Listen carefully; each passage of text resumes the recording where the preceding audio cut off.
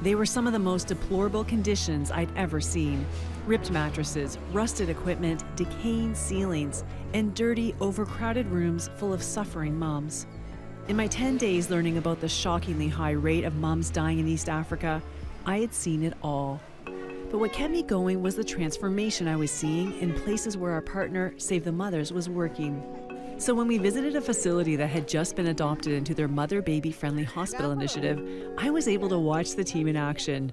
Dr. Eve Nakabembe, who heads up that program, saw a mother in labor in the hallway and immediately began to see what she could do to help. The mom we found in a labor and delivery, she's been delivered by a cesarean section, emergency, twice. So ideally she should have had an elective, like she shouldn't have gone into labor. What I did was really to walk through with them that we have to work on this mother as soon as possible, because if she gets a ruptured uterus, then such a district hospital may even find it much harder to manage. It seemed like a victory when they wheeled her away for surgery, but what happened next was shocking. The clinic had no sutures and couldn't operate. More were expected in 6 weeks. I was speechless. How could something as basic as sutures not be available?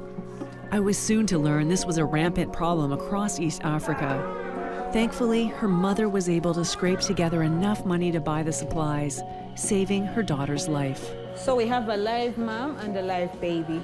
We thank God that we're here at that time when we're really needed.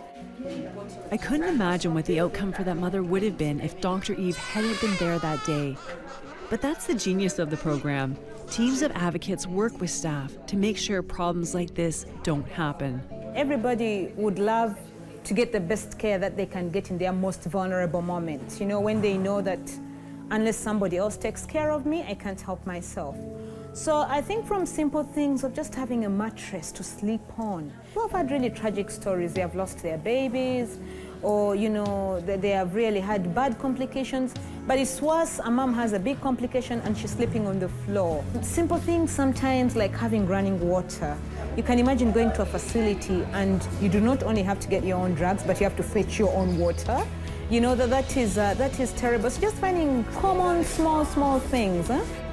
These are just a few of the vital changes that Crossroads Relief and Development is bringing to clinics across East Africa. We believe that no mother should have to suffer through these conditions and that her life has great value. Please join us. The changes we make today will save lives for generations to come.